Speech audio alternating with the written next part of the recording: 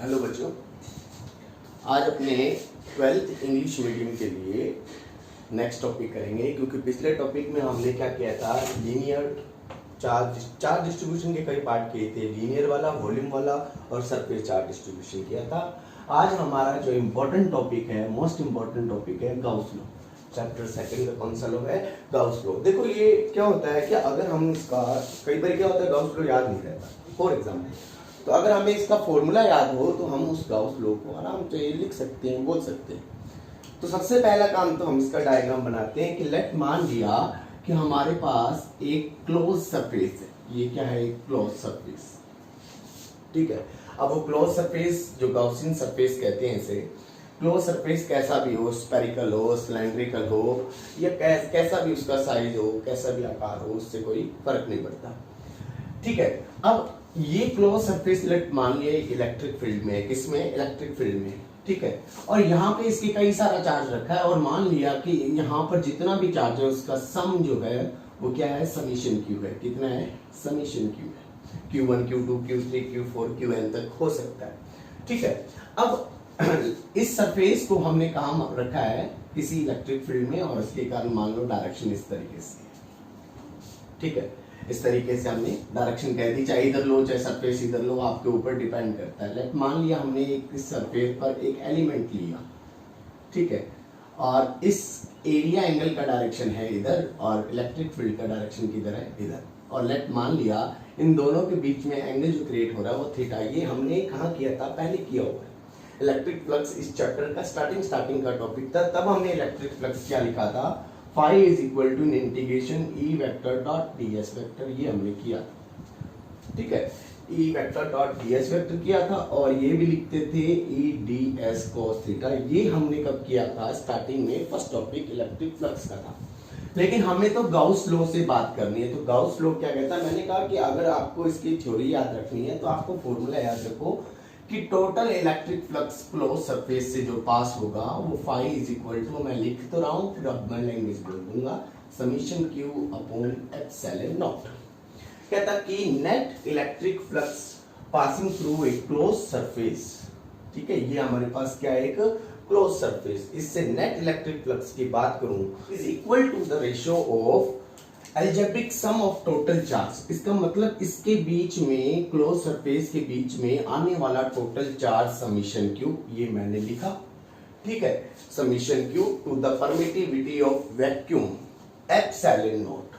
किसका रेशियो होता है? इस क्लोज सरफेस के बीच में आने वाले टोटल चार्ज समीशन क्यू और वैक्यूम या स्पेस की परमिटिविटी एप्सिलॉन नॉट के रेशियो के इक्वल होता है। ये था फॉर्मूले बेस। आप इस तरीके से इसको डिनोट कर सकते हैं, कैसे आप इसकी लैंग्वेज लिख सकते हैं। ठीक है ना। इसका फायदा होता है कि हम इसको सोल्व कर पाते हैं। ठीक है। हमको लैंग्वेज समझ आ जाती है कि हम किस तरीके से इसकी लैंग्वेज लिखनी है। ठीक है।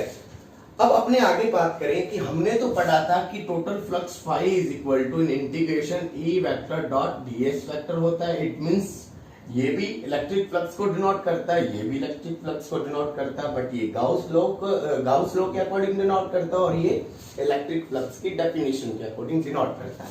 अब अपने इसको, इसका मतलब हम इसको इसके इक्वल रख सकते हैं, summation q upon epsilon not रख सकते हैं। ठीक है। हम इसको ऐसे भी लिख सकते हैं, in integration E ds cos theta is equal to summation q upon epsilon not, और ये भी हमारे पास इसका फॉर्मूला बन गया। अब ये टॉपिक इसलिए इंपॉर्टेंट है, जो आगे टॉपिक आएंगे वो इसी गाउस लॉ के बेस पूछेगा आपसे। मतलब इस चैप्टर का नेम ही क्या है? चैप्टर का नेम है Gauss law and its application. इसके एप्लीकेशन जो है वो करने, लगभग बड़ा क्वेश्चन यहां से आता है, पर जो अभी जस्ट लास्ट ईयर पेपर हुआ है उसमें इस चैप्टर में से न्यूमेरिकल पूछ लिया, बड़ा क्वेश्चन नहीं पूछा तो कंफर्म नहीं। तो इस चीज का ध्यान रखना है कि हमारे लिए प्रत्येक टॉपिक और प्रत्येक न्यूमेरिकल, चाहे वो एग्जाम्पल हो चाहे वो न्यूमेरिक प्रॉब्लम हो, इंपॉर्टेंट है। अब आप इसका स्क्रीनशॉट ले लो, लैंग्वेज बता दी है, जिसको चाहिए इसका पीडीएफ बहुत अच्छा तैयार कर दिया है मैंने, वो मिल जाएगा आपको, नहीं तो मैं स्कूल के ग्रुप में भेज दूंगा, आपको वहां से मिल जाएगा। ठीक है। दूसरी बात, इसका स्क्रीनशॉट ले लो। अब अपने काम है इसका प्रूफ करना। ठीक है। स्क्रीनशॉट ले लिया? ले लो भाई, ले लो फटाफट। हमें आगे देखो डेरिवेशन है अपने पास किसका, प्रूफ है गॉस लॉ का। ठीक है, गॉस लॉ का हमें क्या करना है, प्रूफ है, इंपॉर्टेंट टॉपिक है, आपके लिए में अप्रोक्सीमेट आ ही जाता है लगभग। ठीक है, अब इसमें क्या कहता है कि लेट मान लिया कि हमारे पास एक क्लोज सरफेस है, ये क्लोज सरफेस ले लिया, कैसे भी ले सकते हैं, मैंने पहले भी बताया था, आप सिलेंड्रिकल लो, सर्कुलर सर्कल टाइप से लो, चाहे फिर आपके पास वो हो क्या कहते हैं अपने स्फीयर हो, तो किसी भी टाइप से ले सकते हैं, जैसे हमने एक स्फीयर ले लिया या कैसा भी ले लिया। ठीक है, इस पे हमने कोई पॉइंट लिया O और हमने कहा कि यहाँ पर एक चार्ज रखा है Q, it means close surface के अंदर जो टोटल चार्ज है वो summation Q is equal to क्या मान लिया, Q मान लिया। ठीक है, हमने कहा कि इसके कारण इंटेंसिटी ऑफ इलेक्ट्रिक फील्ड जो है वो E इस डायरेक्शन में हमने शो कर दी। ठीक है, और ये पॉइंट जो P है वो मिड पॉइंट, इस हमने एक एलिमेंट लिया है, एरिया एलिमेंट लिया है जिसे हमने ds से डिनोट किया है, उसके मिड पॉइंट OP। ठीक है, तो OP का जो पोजीशन वेक्टर है वो कितना आ गया हमारे पास, r वेक्टर आ गया, मतलब ये डिस्प्लेसमेंट कितना है, r वेक्टर है। यहाँ पे मैंने एक d ओम डिनोट किया है, ये होता है क्यूब एंगल। क्या होता है क्यूब एंगल, 11th में स्टार्टिंग के चैप्टर में आया था, फर्स्ट चैप्टर में था, वहां पे डेफिनेशन ऑफ क्यूब एंगल, और मैंने तब आपको कहा था कि ये 12th में यूज होगा। ठीक है, और अब अपने को इस पूरे इस सरफेस से, एंटायर सरफेस से जितना भी इलेक्ट्रिक फ्लक्स पास हो रहा है उसकी वैल्यू हमें निकालनी है। तो सबसे पहली बात तो ये आ गई कि पोजीशन वेक्टर जो है वो हमारे पास OP vector is equal to क्या आ गया हमारे पास, R वेक्टर। बट हमें करना है किससे है, कूलम लॉ से करना है। तो फ्रॉम कूलम लॉ इंटेंसिटी, सबसे पहला काम हमारा इंटेंसिटी एट पॉइंट P, हमें P पॉइंट पर इंटेंसिटी लिखनी है। तो हमने इंटेंसिटी का फॉर्मूला लिखा था, याद होगा आपको, 1/4 pi epsilon naught Q by R square. कहाँ किया था हमने, फर्स्ट चैप्टर में किया था।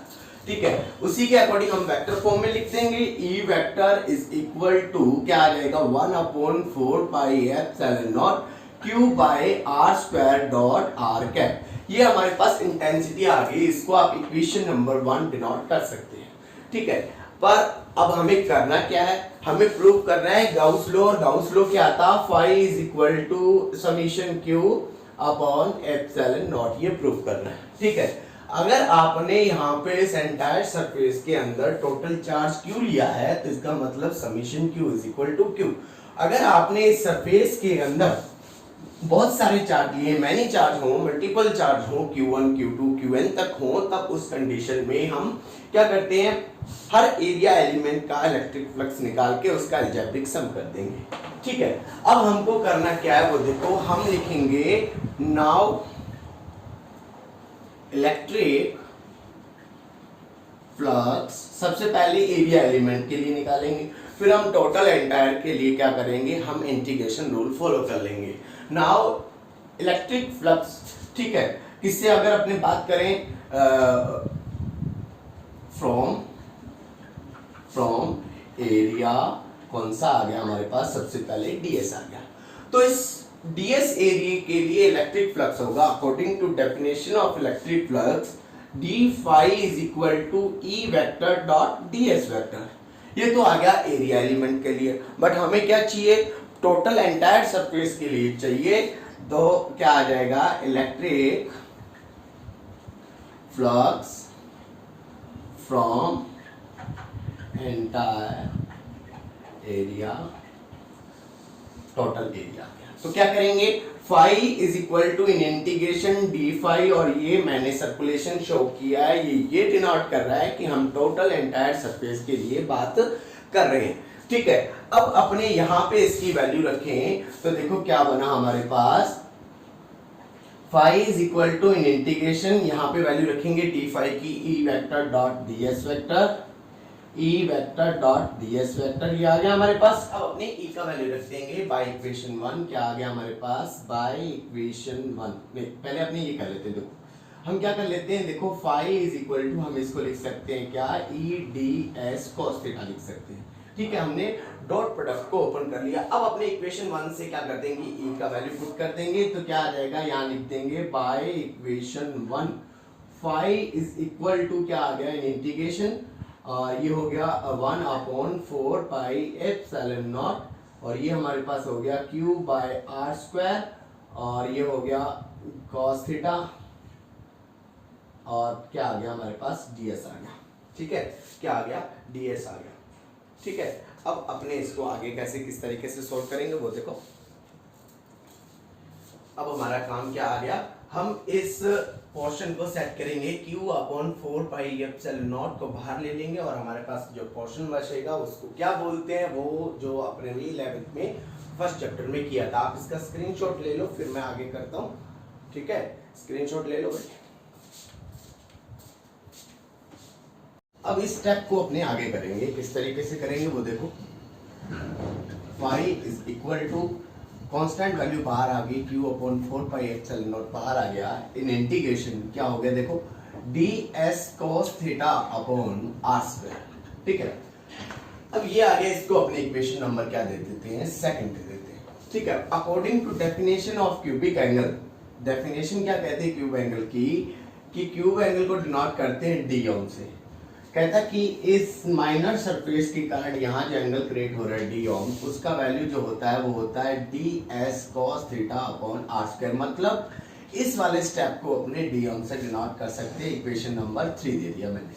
अब अपने लिख देंगे कि बाय इक्वेशन 2 एंड 3 सेकंड और थर्ड से देखें, then value of phi is equal to Q upon 4 pi epsilon not in integration, और ये आ गया डी ओम।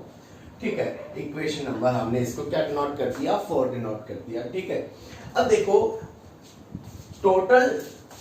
टोटल सरफेस के कारण अगर मैं बात करूं यहाँ पे ये टोटल क्रिएट होगा पॉइंट O पर क्यूबिक एंगल का वैल्यू जो होता है इन इंटीग्रेशन में, वो वैल्यू होता है 4 पाई। कितना होता है 4 पाई, 11 के फर्स्ट चैप्टर में आपको वहां पे मिल जाएगा।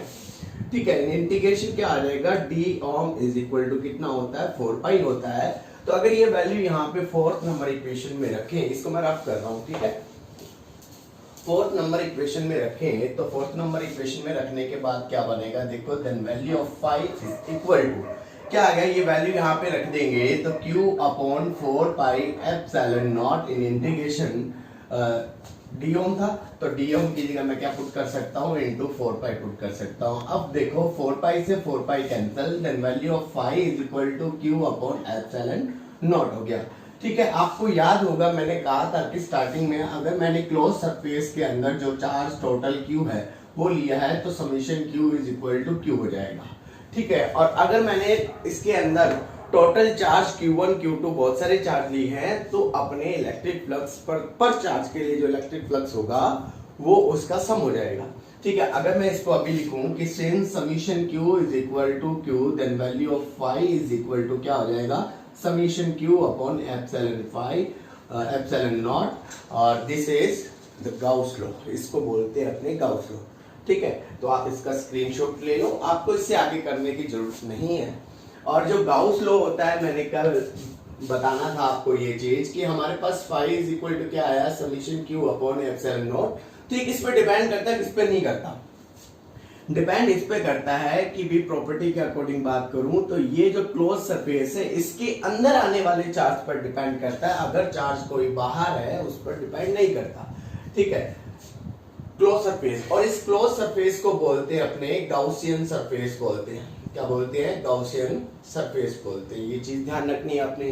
दूसरी बात, ये जो भी हमने क्लोज सरफेस लिया है उसके स्ट्रक्चर पर डिपेंड, मतलब क्लोज होना चाहिए उसको, कैसा है, स्फेरिकल है या फिर अपने का स्फीयर है, चाहे कैसा भी है, उस पर डिपेंड नहीं करता। ये किस पे डिपेंड करता है, एक तो सरफेस क्लोज होना चाहिए, दूसरा मेन चीज किस पे डिपेंड कर रहा है, समीशन Q, मतलब क्लोज सरफेस के अंदर जितना भी चार्ज है।